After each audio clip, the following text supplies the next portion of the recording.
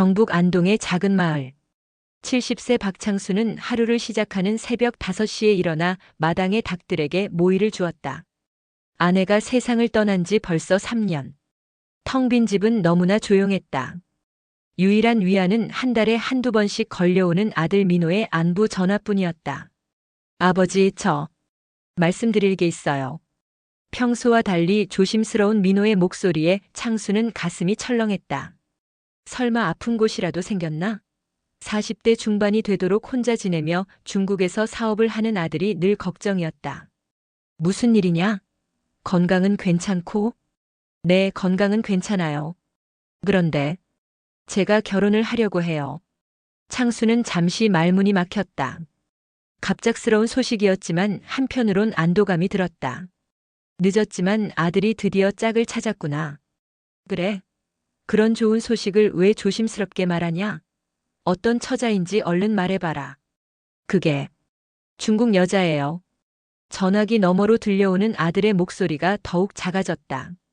창수는 순간 머릿속이 하얘졌다. 중국 여자라니. 언어도 다르고 문화도 다른데 그것도 이국 땅에서 만난 여자를. 야, 너 정신 나갔냐? 우리나라 여자들이 얼마나 많은데 굳이 중국까지 가서. 아버지, 들어보세요. 린화는 정말 좋은 사람이에요. 한국말도 잘하고 무엇보다 마음씨가 너무 착해요.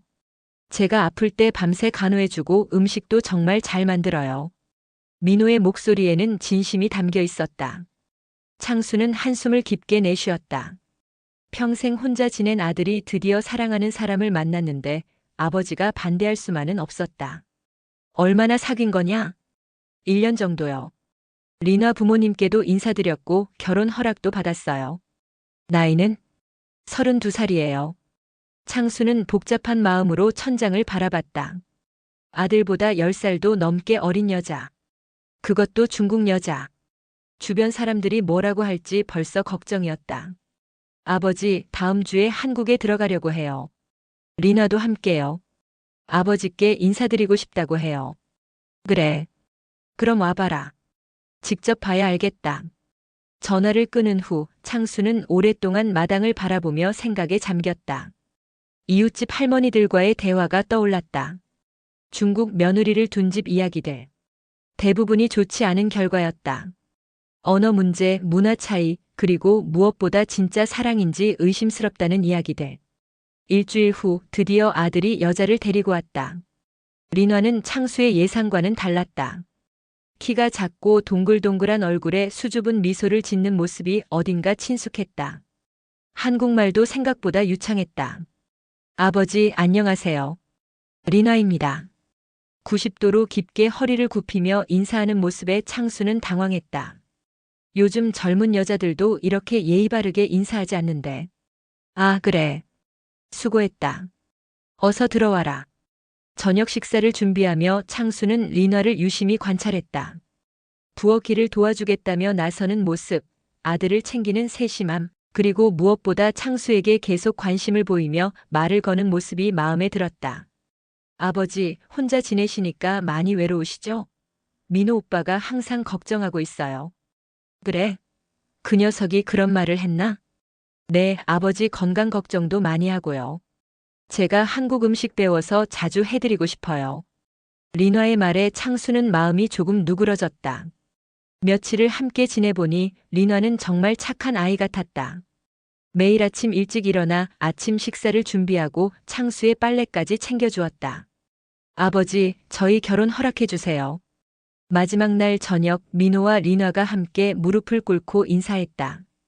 창수는 오랫동안 그들을 바라보다가 고개를 끄덕였다. 그래, 허락한다. 대신 린화야, 우리 민호 잘 부탁한다. 그리고 한국 생활이 어려우면 언제든 말해라. 감사합니다, 아버지. 린화의 눈가에 눈물이 맺혔다. 진심으로 기뻐하는 모습을 보니 창수의 마음에 있던 마지막 의구심도 사라졌다. 아들이 좋은 여자를 만났구나. 이제 외롭지 않겠다는 안도감과 함께 새로운 가족을 맞이하는 기쁨이 밀려왔다. 결혼식은 한 달 후로 정해졌다. 창수는 처음으로 국제 결혼을 하는 아들을 위해 준비할 것이 많았다. 하지만 마음만은 가벼웠다. 늦었지만 아들이 행복을 찾았고 며느리도 마음에 들었다. 앞으로 손주들도 볼 수 있겠구나 싶어 흐뭇했다. 결혼식을 한 달 앞두고 민호에게서 다급한 전화가 왔다. 아버지, 리나가 결혼 후에 어디서 살지 고민이 많아요. 뭔 소리냐? 너희 둘이 살집 말인가? 네. 제가 중국에서 사업을 계속해야 하는데 리나는 한국에서 정착하고 싶어 해요. 한국 생활에 적응하려면 안정된 보금자리가 필요하다고 하네요. 창수는 잠시 생각에 잠겼다. 며느리가 한국에서 혼자 살겠다는 것인가? 그것도 이상했지만 한편으론 이해가 갔다. 이국 땅에서 새로운 삶을 시작하려면 확실한 터전이 있어야 할 것이다. 그럼 우리 집에서 같이 살면 되지 않나? 아버지, 그게. 리나가 시골 생활은 어려울 것 같다고 해요. 도시에서 작은 아파트라도 구해서 살고 싶다고 하네요. 창수는 속이 답답했다. 시골이 그렇게 싫나? 하지만 젊은 여자 입장에서는 이해할 수 있었다. 교통도 불편하고 문화시설도 없는 시골에서 외국인이 적응하기란 쉽지 않을 것이다. 돈은 얼마나 필요하냐? 아파트 값이 2억 정도 될 것 같아요. 창수는 숨이 막혔다. 2억이라니.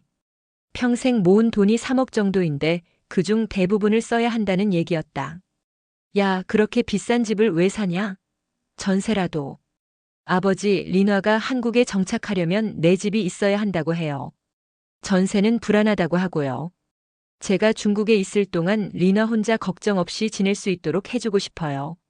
민호의 간절한 목소리에 창수는 마음이 흔들렸다. 아들이 결혼해서 행복하게 살기를 바라는 마음뿐이었다. 하지만 평생 모은 전 재산을 한 번에 쓴다는 것이 쉬운 일은 아니었다.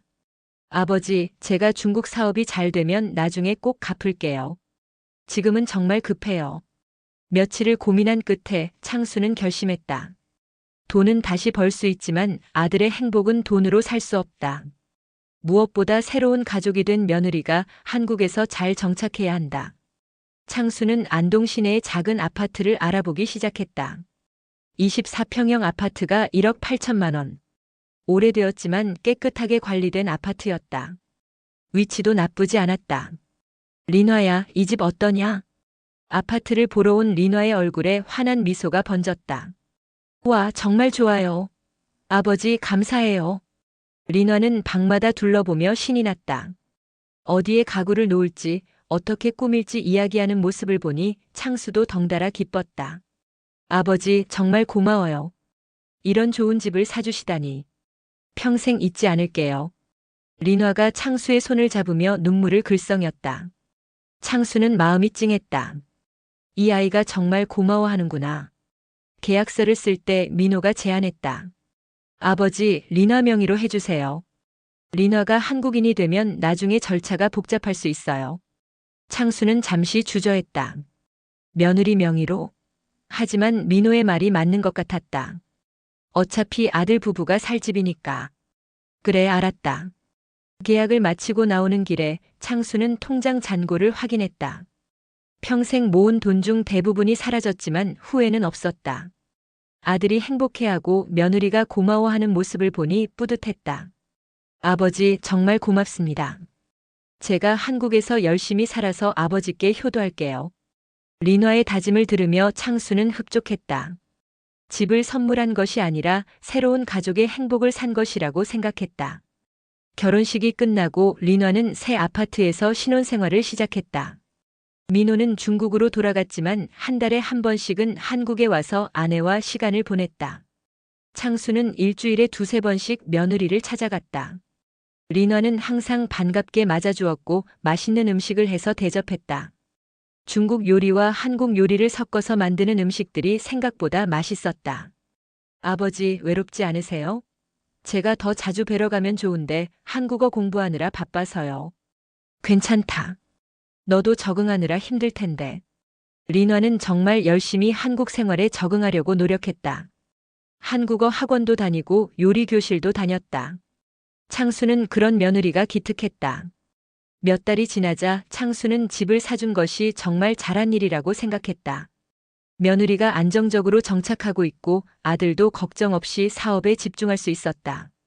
무엇보다 리나가 한국 가족이 되기 위해 진심으로 노력하는 모습이 고마웠다. 하지만 창수는 아직 몰랐다. 이 모든 것이 계획된 것이라는 사실을. 결혼한 지 6개월이 지나면서 창수는 미묘한 변화를 감지하기 시작했다. 처음에는 일주일에 서너 번씩 찾아오던 리나가 점점 발길을 끊었다. 창수가 먼저 안부 전화를 걸어야 겨우 대화가 가능했다. 리나야, 요즘 어떻게 지내냐? 아, 아버지. 네, 잘 지내요. 요즘 한국어 공부가 너무 어려워서 정신이 없어요. 그래? 힘들면 쉬엄쉬엄 해도 되는데. 네, 알겠어요. 그런데 아버지, 저 지금 좀 바빠서. 나중에 다시 전화 드릴게요. 전화를 먼저 끊는 횟수가 늘어났다. 예전에는 창수가 먼저 끊기를 기다렸는데 이제는 리나가 먼저 바쁘다며 전화를 끊었다. 창수는 며느리 집을 직접 찾아가기로 했다. 문을 두드리니 한참 만에 리나가 나왔다. 아, 아버지. 갑자기 오셨네요. 갑자기 와서 미안하다. 요즘 전화도 잘 안 되고 해서. 아, 죄송해요. 요즘 정말 바빠서요. 집 안으로 들어가니 뭔가 달라진 것을 느꼈다. 예전에는 항상 깨끗하게 정리되어 있던 집이 어수선했다. 화장품이며 옷가지들이 여기저기 흩어져 있었다. 리나야, 몸은 괜찮냐? 뭔가 피곤해 보이는데. 네, 괜찮아요. 그런데 아버지, 오늘은 일찍 가셔야 할 것 같아요. 친구들이 와요. 친구들? 창수는 의아했다. 리나가 한국에 친구가 있었나? 어떤 친구들인데? 아, 한국어 학원에서 만난 친구들이요. 중국 분들이에요. 그날 창수는 평소보다 일찍 집에 돌아왔다. 리나가 바쁘다고 하니 더 이상 머물 수도 없었다. 하지만 마음 한편이 불편했다. 며칠 후 민호에게서 전화가 왔다. 아버지, 리나 잘 지내죠? 응, 그런데 요즘 좀 바빠 보이더라. 한국어 공부 때문인가? 아, 그래요? 저한테는 별 얘기 안 했는데. 아버지, 리너한테 무리하지 말라고 해주세요. 너무 열심히 하려다 보니까 스트레스 받는 것 같아요. 민호의 말을 듣고 나니 창수는 며느리를 이해할 수 있을 것 같았다. 외국인이 새로운 나라에서 적응하는 것이 얼마나 힘든 일인가. 너무 성급하게 판단했나 싶었다. 하지만 변화는 계속되었다. 리너는 점점 더 연락을 피했고 창수가 집을 찾아가도 바쁘다, 피곤하다며 일찍 보내려 했다. 예전에 정성스럽게 차려주던 식사도 이제는 간단한 과일이나 과자로 대신했다. 어느 날 창수는 우연히 리나를 마주쳤다. 시내 큰 마트에서였다. 리나는 젊은 남자와 함께 있었다. 둘이 친근하게 대화하며 장을 보는 모습이었다. 창수는 잠시 숨어서 지켜봤다. 그 남자는 누구인가? 한국어 학원 친구인가? 하지만 뭔가 친구 사이로 보기에는 너무 친밀했다. 리나야. 창수가 나서자 리나의 얼굴이 순간 굳어졌다. 아, 아버지. 여기서 어떻게? 장 보러 왔다. 이분은 누구냐? 리나 옆에 있던 남자는 30대 초반으로 보였다. 잘생기고 옷차림도 말끔했다. 아, 이분은 한국어 학원 선생님이세요. 아, 그래요? 안녕하세요. 창수가 인사했지만 그 남자는 어색하게 웃기만 했다. 아버지, 저희 수업 관련해서 상담 중이었어요. 먼저 가볼게요. 리나는 재빨리 그 남자와 함께 사라지다. 창수는 그 자리에 서서 한참을 생각했다. 뭔가 이상했다. 한국어 선생님이라고 했지만 둘의 분위기가 그냥 사제지간으로 보이지 않았다. 그날 밤 창수는 잠이 오지 않았다. 혹시 리나가 다른 남자와? 아니다, 그럴 리 없다. 며느리를 의심하는 자신이 부끄러웠다. 하지만 의심의 씨앗은 이미 뿌려졌다. 며칠 후 창수는 리나에게 전화를 걸었다. 리나야, 한국어 공부 잘 되고 있냐? 네, 열심히 하고 있어요. 그 선생님이 잘 가르쳐 주시나? 전화 너머로 잠시 침묵이 흘렀다. 네. 잘 가르쳐 주세요. 나이가 어떻게 되시는지? 아, 그게. 아버지, 왜 그런 걸 물어보세요? 리나의 목소리에 경계심이 섞여 있었다. 아니다, 그냥 궁금해서. 전화를 끊은 후 창수는 확신했다. 뭔가 숨기는 게 있다. 며느리가 변한 이유가 따로 있는 것 같았다. 동네 할머니들과 이야기하던 중에도 불안감은 커져만 갔다. 창수 씨, 중국 며느리 잘 지내요? 응, 그런데 요즘 좀 바빠 보이더라. 아이고, 조심해야 해요. 요즘 중국 여자들 중에 한국 남자들 이용해서 집만 얻어내고 튀는 경우가 많다던데. 할머니의 말에 창수는 가슴이 철렁했다. 설마. 하지만 린화는 그런 아이가 아니다. 분명히 다른 이유가 있을 것이다. 하지만 마음속 깊은 곳에서는 이미 불안의 경보가 울리고 있었다. 한 달 뒤 어느 날 오후 민호에게서 다급한 전화가 왔다. 아버지, 지금 바로 만나 뵐 수 있을까요? 목소리가 평소와 달랐다. 뭔가 심각한 일이 일어났다는 것을 직감할 수 있었다. 무슨 일이냐? 어디 아픈 데라도 있나? 아니에요. 그냥 직접 뵙고 말씀드려야 할 일이 있어요. 2시간 후 민호가 창수의 집에 도착했다. 아들의 얼굴은 초췌했고 눈가에는 다크서클이 짙게 깔려 있었다. 앉아라. 차라도 한 잔 마시고. 아버지, 앉아서 들어주세요. 민호는 소파에 앉더니 한참을 말을 못하고 있었다. 창수는 가슴이 쿵쾅거렸다. 도대체 무슨 일이냐? 빨리 말해봐. 린화가 이혼하자고 합니다. 창수는 귀를 의심했다. 이혼? 결혼한 지 겨우 8개월밖에 안 됐는데? 뭐라고? 이혼? 네. 갑자기 어제 전화가 와서는 더 이상 같이 살 수 없다고 하네요. 이유가 뭔데? 민호는 고개를 떨구었다. 성격 차이라고 해요. 그리고 저랑은 맞지 않는다고. 창수는 머리가 핑 돌았다. 성격 차이? 그깟 이유로 결혼한 지 몇 달도 안 돼서 이혼을? 야, 부부가 성격이 완전히 맞는 경우가 어디 있냐? 서로 맞춰가면서 사는 게 결혼이지. 저도 그렇게 말했어요. 하지만 린화는 이미 마음을 정한 것 같아요. 어제 전화로 이혼 서류 보내달라고 하더라고요. 창수는 분노가 치밀어 올랐다. 집까지 사준 며느리가 고작 몇 달 살더니 이혼하겠다고. 이게 말이 되나? 그럼 린화는 지금 뭐 하고 있다는 거냐? 모르겠어요.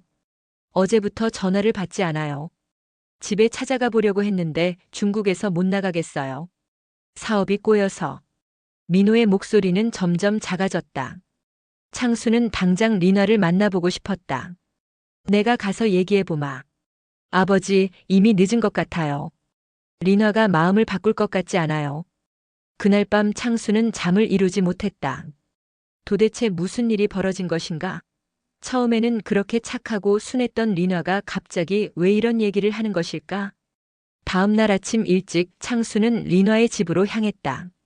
문을 두드려도 대답이 없었다. 옆집 사람에게 물어보니 며칠 전부터 집에 없다고 했다. 어디 갔는지 아십니까?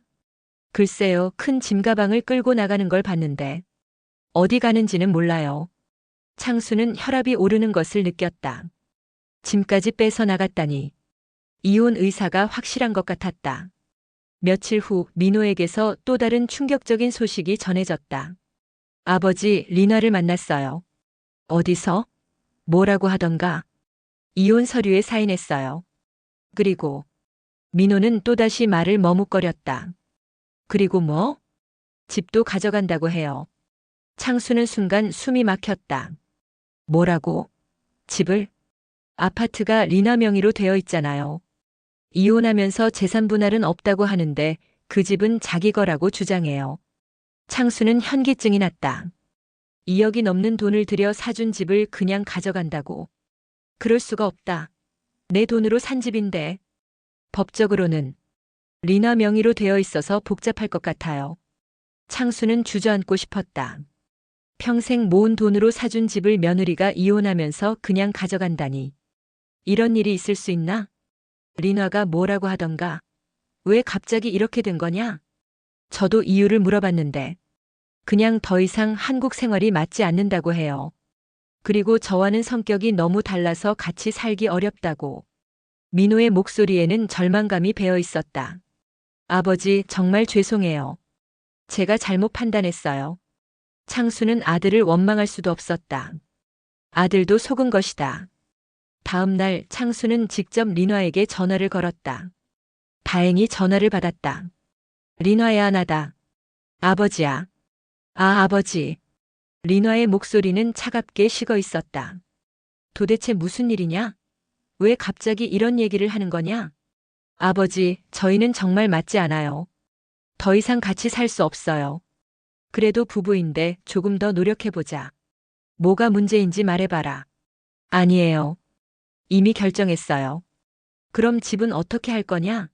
내 돈으로 산 집인데. 그 집은 제 명의예요. 이혼하더라도 제가 가져갈 권리가 있어요. 리나의 목소리는 단호했다. 창수는 어이가 없었다. 리나야, 내가 그런 아이가 아니라고 생각했는데. 어떻게 이럴 수 있냐? 아버지, 죄송하지만 이미 결정된 일이에요. 전화가 끊어졌다. 창수는 한참을 멍하니 있었다. 그날 저녁 동네 이웃들이 소문을 듣고 찾아왔다. 창수 씨, 중국 며느리가 이혼하고 집까지 가져갔다며? 아이고, 우리가 뭐라고 했어요? 조심하라고 했잖아요. 요즘 그런 일이 너무 많아요. 집만 얻어내고 도망가는 중국 여자들. 이웃들의 말이 창수의 가슴을 찔렀다. 처음부터 의심했어야 했는데 너무 순진했다. 며칠 후 창수는 집 근처를 지나가다가 리나를 목격했다. 놀랍게도 리나는 혼자가 아니었다. 지난번 마트에서 봤던 그 남자와 함께 있었다. 둘은 손을 잡고 다정하게 걸어가고 있었다. 창수는 모든 것을 깨달았다. 처음부터 계획된 일이었구나. 집을 얻기 위한 결혼이었고 목적을 달성하자마자 이혼을 요구한 것이다. 그날 밤 창수는 민호에게 전화했다. 민호야, 리나가 다른 남자와 함께 있는 걸 봤다. 네? 정말요? 응, 이번 일이 처음부터 계획된 것 같다. 우리가 완전히 속은 거야. 전화 너머로 민호의 한숨 소리가 들렸다. 아버지, 정말 죄송해요. 제가 너무 어리석었어요.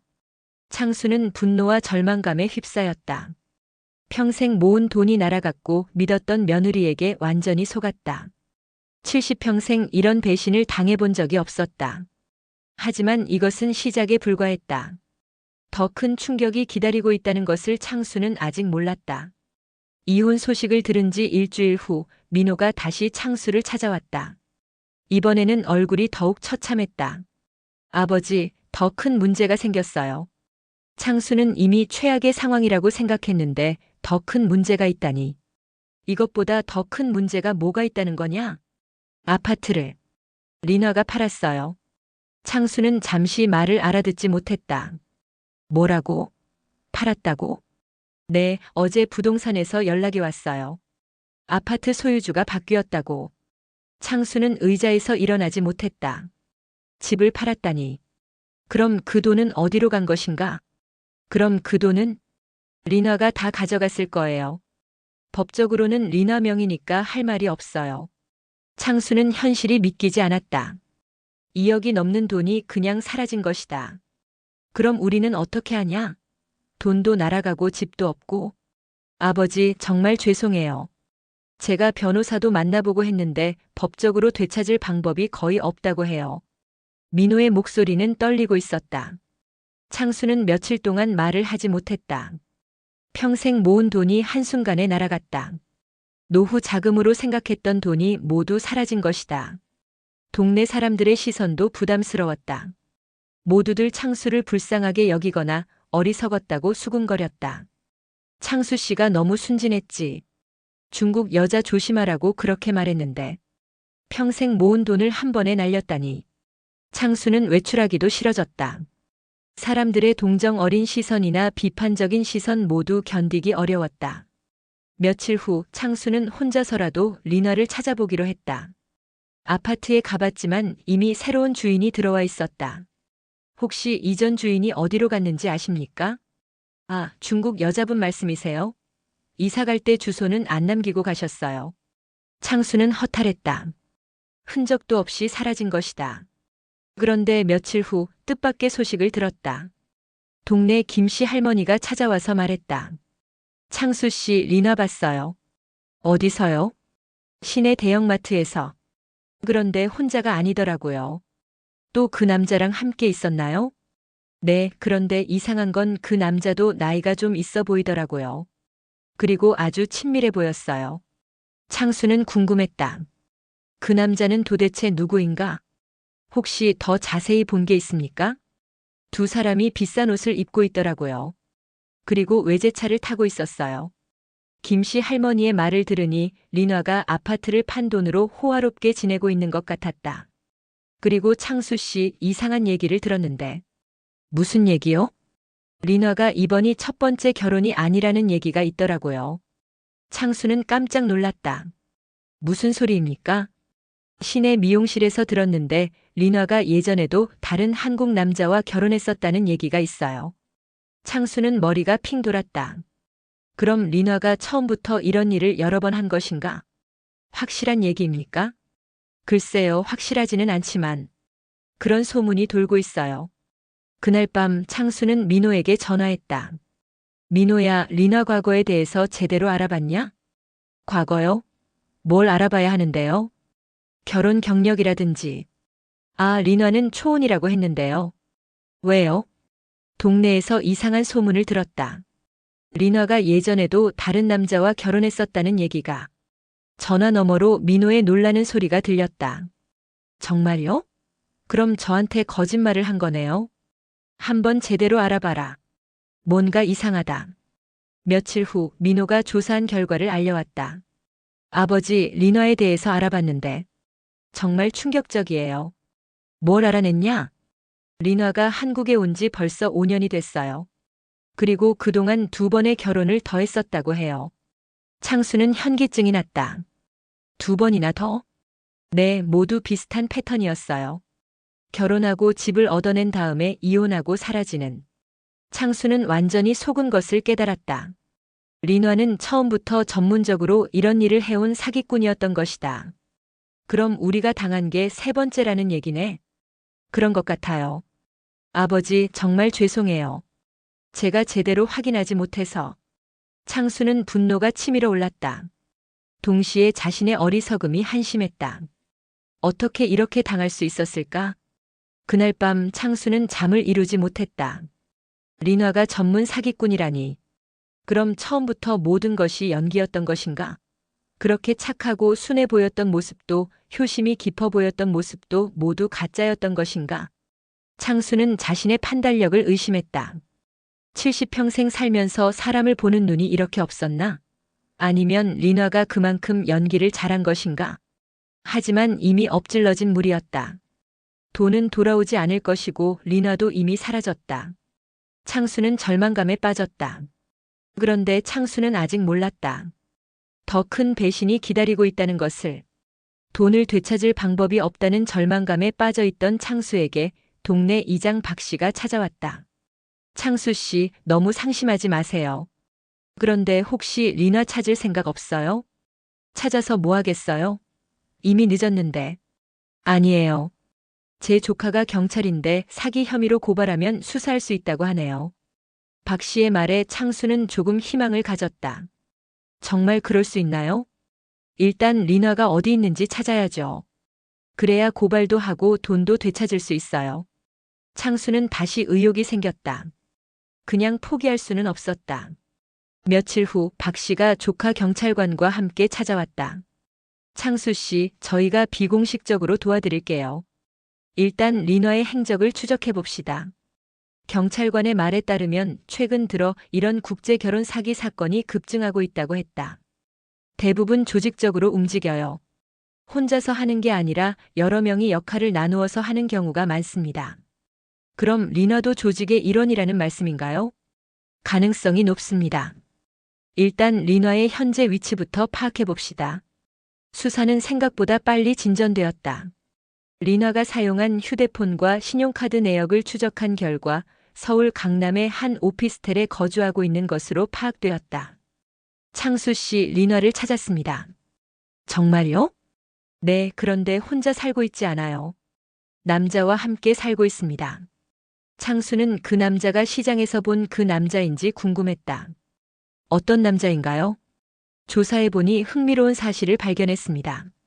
그 남자도 리나와 비슷한 피해를 당한 사람이에요.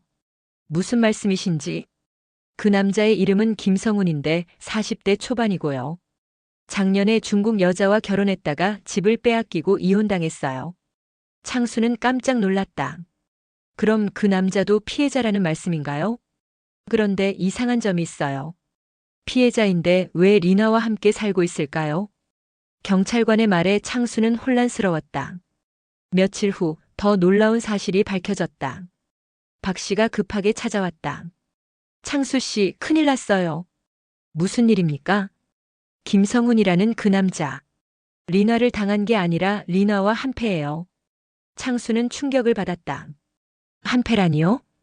제 조카가 더 자세히 조사해 봤는데 김성훈도 다른 여자들과 결혼해서 돈을 뺏는 사기를 쳐왔어요. 리나와 김성훈이 서로 협력해서 사기를 치는 거예요.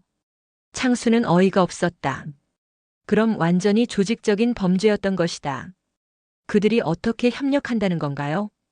김성훈은 나이 많은 남자들을 타겟으로 해서 젊은 중국 여자들을 소개해주는 역할을 해요. 그리고 리나 같은 여자들은 실제로 결혼해서 재산을 빼내는 역할을 하고요. 창수는 소름이 돋았다.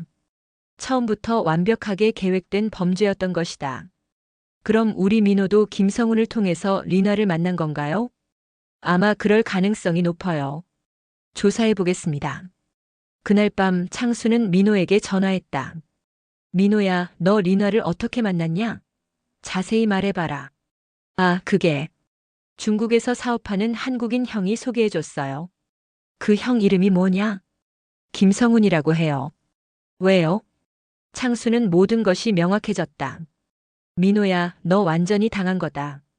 그 김성훈이라는 사람이 리나와 한패야. 네? 무슨 말씀이세요? 창수는 지금까지 알아낸 사실들을 민호에게 설명했다. 민호는 충격을 받았다. 그럼 저를 처음부터 타겟으로 잡고 접근한 거네요? 그런 것 같다. 며칠 후 경찰의 수사 결과 더 놀라운 사실들이 밝혀졌다. 리나와 김성훈은 지난 3년간 총 7건의 사기를 저질렀고 피해 금액이 10억 원이 넘는다는 것이었다. 그들은 매우 조직적이고 계획적으로 범죄를 저질러왔다. 창수 씨, 이제 리나를 체포할 수 있습니다. 정말요? 네, 증거도 충분하고 피해자들의 신고도 접수됐어요. 창수는 드디어 희망을 보았다. 리나를 잡을 수 있다면 돈을 되찾을 수도 있을 것이다. 하지만 수사가 진행되면서 창수는 더 큰 충격을 받을 준비를 해야 했다. 진짜 배신은 이제 시작이었다. 창수 씨, 수사하면서 이상한 점을 발견했는데요. 뭔가요? 민호 씨에 대해서 조사해 봐야 할 것 같습니다. 경찰관의 말에 창수는 가슴이 철렁했다. 설마 아들까지? 경찰의 수사가 본격화되면서 리나의 과거가 하나씩 드러나기 시작했다. 창수 씨, 리나에 대해 놀라운 사실들을 발견했습니다. 박 씨의 조카인 김경사가 찾아와 말했다. 뭘 발견했나요? 리나는 5년 전부터 체계적으로 한국 남성들을 상대로 결혼 사기를 해왔어요. 지금까지 총 6명의 남성과 결혼했고 모두에게서 집이나 돈을 뺏어냈습니다. 창수는 숨이 막혔다. 6명이나? 그럼 우리가 7번째 피해자인 건가요? 그렇습니다. 그런데 더 충격적인 건 리나가 혼자서 한 게 아니라는 점이에요. 김경사는 파일을 펼쳐 보였다. 이게 리나의 범죄 조직도입니다. 총 5명이 한조가 되어서 움직여왔어요. 파일에는 리나를 포함해 여러 명의 사진이 있었다. 그 중에는 김성훈의 사진도 있었다. 김성훈은 미끼 역할을 했어요. 중국에서 한국 남성들에게 접근해서 리나를 소개해주는 거죠. 그럼 우리 민호도 처음부터 타겟이었다는 말인가요? 그렇습니다. 민호 씨는 중국에서 혼자 사업하는 40대 독신 남성이었죠. 게다가 한국에 고령의 아버지가 있어서 재산이 있을 가능성이 높다고 판단한 것 같아요. 창수는 소름이 돋았다. 처음부터 완벽하게 계획된 범죄였던 것이다. 그럼 리나가 우리에게 보여준 모든 모습들이 다 연기였던 건가요? 네, 리나는 연기에 매우 능숙해요. 각 피해자의 성향에 맞춰서 완벽하게 연기했습니다. 김경사는 또 다른 파일을 꺼냈다. 이게 리나의 이전 피해자들 명단이에요. 보시죠. 파일을 보니 모두 비슷한 패턴이었다. 40-50대 독신 남성들, 대부분 부모님이 연로하고 어느 정도 재산이 있는 사람들이었다.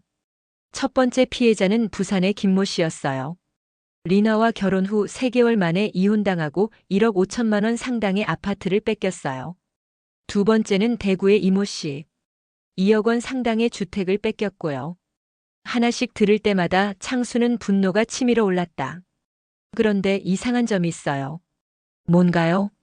리나가 현재 김성훈과 함께 살고 있는 남자, 그 사람도 리나의 이전 피해자예요. 창수는 깜짝 놀랐다. 피해자인데 왜 함께 살고 있나요? 그게 바로 이 사건의 핵심이에요. 조사해보니 그 남자도 피해자에서 가해자로 바뀐 경우입니다. 김 경사의 설명에 따르면 리나에게 당한 일부 피해자들이 오히려 리나와 손을 잡고 다른 사람들을 속이는 일에 가담하게 되었다는 것이었다. 복수하려고 했다가 오히려 공범이 된 거죠. 창수는 인간의 심리가 얼마나 복잡한지 새삼 깨달았다. 그럼 지금 리나를 체포할 수 있나요? 네, 이미 영장을 발부받았어요. 내일 체포 작전에 들어갑니다.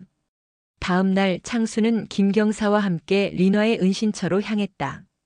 강남의 한 고급 오피스텔이었다. 창수 씨는 여기서 기다리세요. 저희가 체포하겠습니다. 30분 후 리나가 수갑을 찬 채로 끌려 나왔다. 창수와 눈이 마주쳤을 때 리나는 전혀 미안해하는 기색이 없었다. 오히려 당당해 보였다. 리나. 창수가 소리쳤지만 리나는 고개를 돌렸다. 경찰서에서 리나를 상대로 한 조사가 시작되었다. 하지만 리나는 끝까지 자신의 무죄를 주장했다. 저는 진짜로 사랑해서 결혼했어요. 이혼은 성격 차이 때문이고 집은 제 명이니까 제가 가져갈 권리가 있어요. 하지만 증거는 명확했다. 리나의 휴대폰에서 다른 공범들과 주고받은 메시지들이 발견되었고 계획적으로 범죄를 저질렀다는 증거들이 속속 나왔다. 리나 씨, 이 메시지는 뭡니까? 창수 영감 완전히 넘어갔음. 계획대로 진행이라고 되어 있는데요. 리나는 더 이상 변명할 수 없었다. 며칠 후 김경사가 창수에게 좋은 소식을 전했다. 창수 씨, 리나가 자백했어요. 그리고 돈의 일부를 되찾을 수 있을 것 같아요. 정말요? 네, 리나가 아직 써버리지 않고 숨겨둔 돈이 있어요. 전부는 아니지만 어느 정도는 회수할 수 있을 것 같습니다. 창수는 눈물이 날 것 같았다. 모든 돈을 잃었다고 생각했는데 일부라도 되찾을 수 있다니. 그런데 창수 씨 수사 과정에서 좀 이상한 점을 발견했는데요. 김경사의 표정이 심각해졌다. 뭔가요? 민호 씨 관련해서 조사해야 할 일이 있을 것 같습니다. 우리 민호가 왜요? 리나와 민호 씨의 만남 과정을 자세히 조사해 보니 몇 가지 의문점이 있어요. 창수는 불안해졌다. 어떤 의문점인가요? 일단 내일 민호 씨를 만나서 자세한 얘기를 들어봐야겠어요. 그날 밤 창수는 민호에게 전화했다. 민호야, 내일 경찰에서 너를 만나고 싶다고 한다. 저요? 왜요? 리나 사건 관련해서 확인할 게 있다고 하네. 아, 네. 알겠어요. 민호의 목소리에 뭔가 이상한 기운이 감돌았다. 창수는 왠지 불안했다. 다음 날 경찰서에서 민호와 김경사의 면담이 있었다. 창수도 함께 참석했다. 민호 씨, 리나를 처음 만난 경위에 대해서 다시 한번 자세히 말씀해 주세요. 김성훈 형이 소개해줬다고 했잖아요. 그런데 통화 기록을 조사해 보니 민호 씨가 김성훈 씨에게 먼저 연락을 취했더군요. 창수는 깜짝 놀랐다. 무슨 소리야?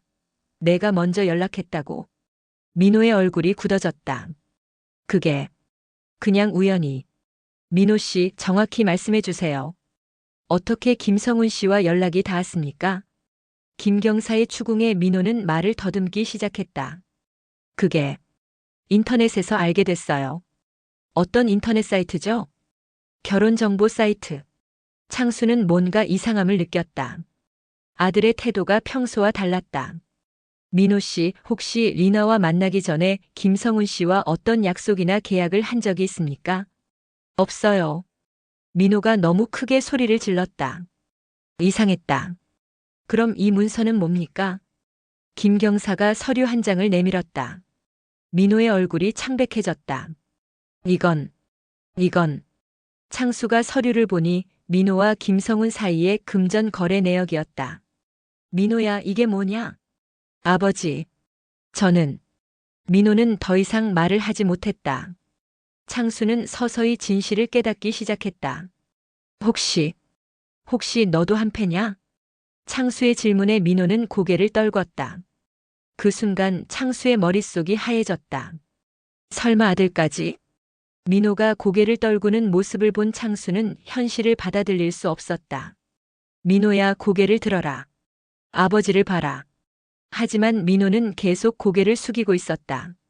김경사가 또 다른 서류를 꺼냈다. 민호 씨, 이것도 설명해 주세요.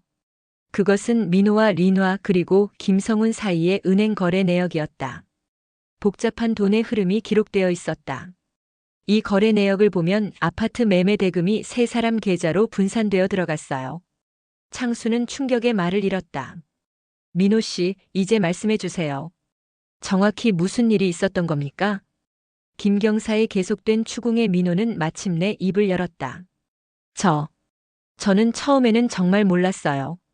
뭘 몰랐다는 거죠? 린화가 사기꾼인 줄 몰랐어요. 정말 사랑해서 결혼했어요. 민호의 목소리는 떨리고 있었다. 그럼 언제부터 알게 됐습니까? 결혼하고 3개월 후에. 린화가 모든 걸 털어놨어요. 창수는 숨이 막혔다. 그때부터 저도 선택해야 했어요.